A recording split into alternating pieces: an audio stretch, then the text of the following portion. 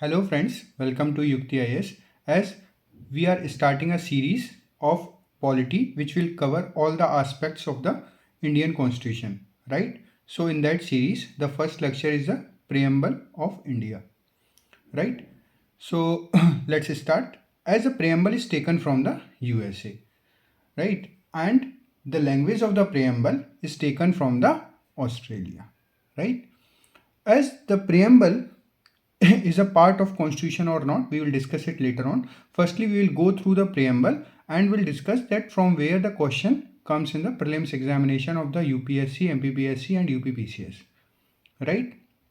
So reading it, that we the people of India, it reflects that the source of the constitution is the people of India, from where the constitution arrives, or it is the source of power, right?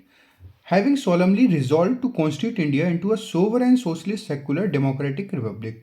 So this is the order which you have to remember, because the question is framed that which of the following is the correct order: sovereign, socialist, secular, democratic republic, or sovereign, secular, socialist, democratic. Like as this, the question is framed in many of the exams till now, right?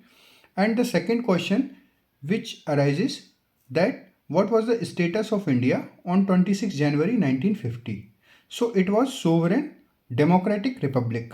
Socialist and secular word and also integrity has been added by the 42nd Constitutional Amendment Act 1976, right? So you will have to remember this. Now, the next question, that is justice, social, economic and political. So there are three types of justice has been given in the preamble of the Indian Constitution. That is the social justice, economic justice and the political justice, right? So the question may be framed. Now there are five types of liberty which are there in the preamble of the Indian Constitution. That is the thought, expression, belief, faith and worship, right? And equality of status and of opportunity, and to promote among them all.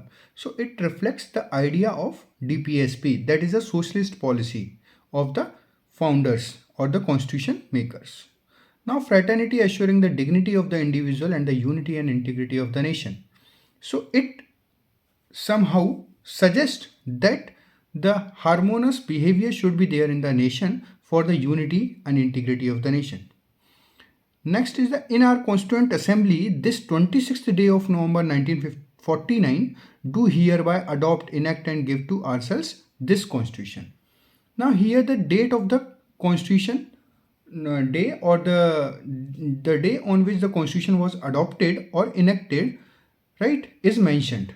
So it is 26 November 1949, and means the people of India have given this constitution to themselves. It is also mentioned. Now, how the idea of the preamble came into being? It was due to the objective resolution which was passed by the Jawaharlal Nehru on the fifth meeting of the Constituent Assembly, that is the 30th 13 December 1946, and the objective resolution was the replica of this preamble, or you can say the preamble is a replica of that objective resolution, right? So it was passed and it was passed on 22nd of January 1947, and later on you also must remember that the preamble of India, right, it was right down in the first stage of the constitution, right? That is the objective resolution it passed. But the main preamble of India which we are studying right now, so it got assent in the last stage, right? Okay.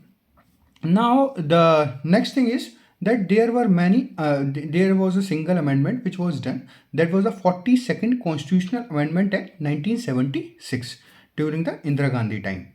So and the president was the Fakhruddin, right? So and it came into effect on 3rd of January 1977. So here two types of questions framed, that how many times the amendment has been done to the preamble. So only one time. And which amendment has amended the preamble of India? So the 42nd constitutional amendment. and the question has not yet been asked that when it came into effect. So you must remember that it came into effect on 3rd of January 1977, right? Now, there are few facts which we need to remember, that the preamble is neither a source of power for the legislature nor it prohibit legislature to enact any type of legislations, right?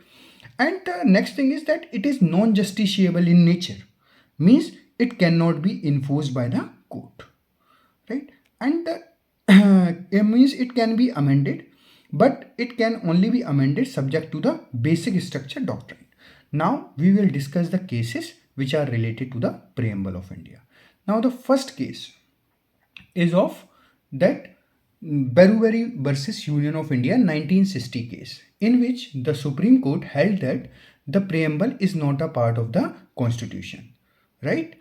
And the judgment, right, was removed, or you can say in the Keshavanand Bharati case it withdraw, and the Supreme Court held that the preamble is the part of the Indian constitution and the constitution should be interpreted in the light and vision of the preamble, right? And in the LIC versus Union of India case 1995, it was held that this preamble is an integral part of the Indian constitution, right? The word integral has been added over here. And there are a few facts also that who said that the preamble is an identity card of Indian constitution. So it was said by N.A. Palkiwala. Keynote of the Indian constitution to the preamble said by the Ernest Barker. Horoscope of the Indian constitution said by the K.M. Munshi. And the soul of the Indian constitution was said by the Thakurdas Bhargav and M. Hidyatullah, right? I hope you will like this lecture, and we will continue this series, and it takes only 5 to 6 minutes and you will cover a single topic every day, right? And we will go part wise. Thank you and have a nice day.